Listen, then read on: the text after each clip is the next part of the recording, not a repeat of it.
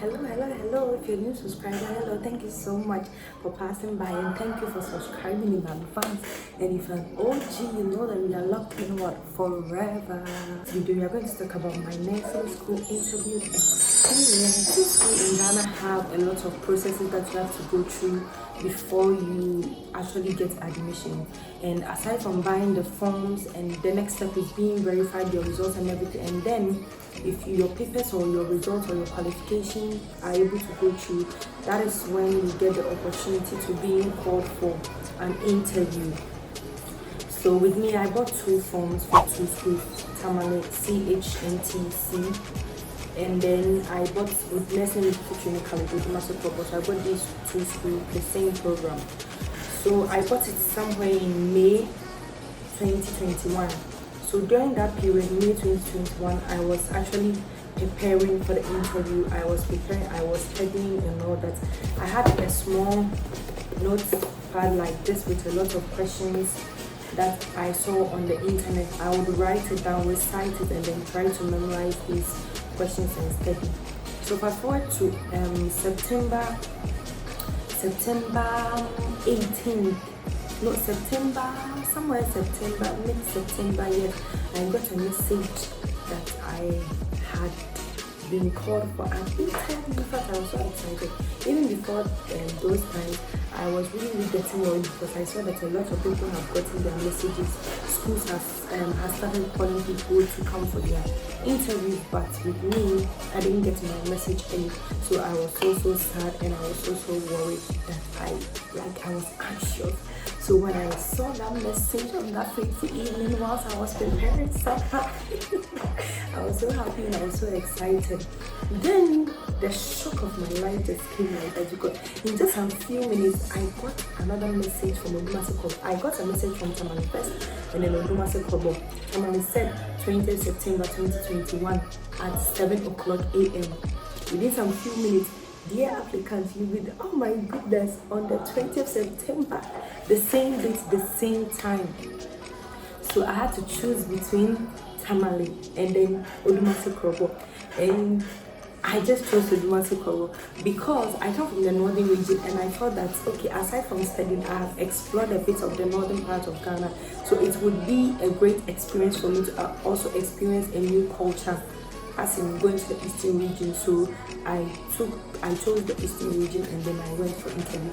So because my interview was on the 20th, I set up on the 19th. Mind you, this is like 4 hours like to 5 to 7 hours like drive from Kumasi to Odumase Kobo. So I couldn't go the day of the interview. I knew that I had to set up a day before my actual interview date. So I set off on the 19th, exactly 7 a.m. I left home, took Kumasi Asafo to take my car. And as I was in the car, I had the notepad with me. I was just trying to catch up and make sure that I have not actually forgotten anything that I have to know. And there was a lot happening that time. That was the time where Queen Elizabeth died, a lot of foreign affairs. So I knew that I had to study if I really wanted to pass this interview. So before I got to the school, I knew one lady. She's called Sister Margaret. I think she was an SRC something during that time. I had the opportunity to get her number. Sister Margaret, God bless wherever you are. So I took her number and then I reached out to her, telling her that, oh, I had the opportunity, like I'll be coming to your school for interview and all that. And then she was like, oh, okay, that's great. So she already gave me like some tips to get me prepared for the interview. And I was so glad that she did. God bless her. So when I got to the school, I called her. I was like, oh, Sister Margaret, I'm in and all that. And one thing that I really liked about my school is that they provided accommodation for those of us coming from afar just to have our interview. And for the accommodation was just 30 Ghana cedis. It was so cheap, 30 Ghana cedis. So I feel like it was very good. And it was like one of the dormitories. So, and it wasn't just me, there was a lot of people coming in. So they gave us that room, only females and then males in the separate room. So it was very easy for us, unlike some schools very often and all that. So ODK did so well by giving us, if you don't know, ODK is the short form for Odumase Kobo and everything. So they did so well by providing the accommodation for us. But there, I was directed to the hostel where we would be staying for the night and then take our interview the next day. and I paid my 30 cedis, and then they showed me the room. It was a room for other people also, as I said earlier. So I just took a place that I felt I would be comfortable, and then placed my things, and then I started to read. And there's one thing I will tell you: if you're preparing for a nursing school interview, when you go and then you're supposed to sleep, make sure that you are making friends with other people.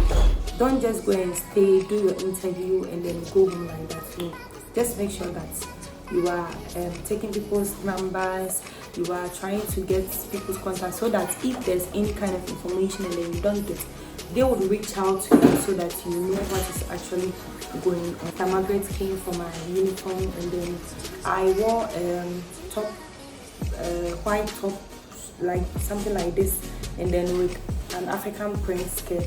Now you can wear the black and then the black skirt and then the white top, but the reason why I didn't want to go for that is because you see sometimes these fitted skirts can just make you look very unprofessional in public, especially when you sit down. You see that you have some skirts that would just be rolling. I just didn't want to go through that trouble of having to sit and then just to, you know, like fidgeting with my skirt and all that. I didn't want that, so I went for a flare option. I'll try and get the picture and put it somewhere. I went for a flare option so that I'll look very, very professional. So the day of the interview, which was 20th September 2021, came, and we went inside. They directed us to where we are going to have the interview, and then they told us to sit. So they did it like first come first serve. So we had some people also coming around from home, because not everyone can come and sit, and there are some people actually moving around. So we went, there was some seats, we got seated, and then the principal came around, briefed us, gave us a warm welcome, like just encouraging us not to be afraid, be ourselves, and then, you know, just give some bit of a smile when we get in and all that. So it was quite chill, it wasn't all that stressful. Now the problem came when people went inside, and then they came like, they asked me this, you see that kind of thing, right? So they decided to share their experience with us, and I began to share. I got so nervous and I didn't know what to do, and I was just seated so quietly because I didn't want to just grab all this information that they are giving me to give me all the headache that I didn't want to experience that day, because I wanted to leave a very good impression. And it was my turn, so they called me and they told me to put my things here. They just show you to write your name and sign and all that, and then I had to go inside. So when I just got to the gate, I put on a fake smile because I was so nervous. I couldn't smile naturally. All that I could do was just put on a fake smile.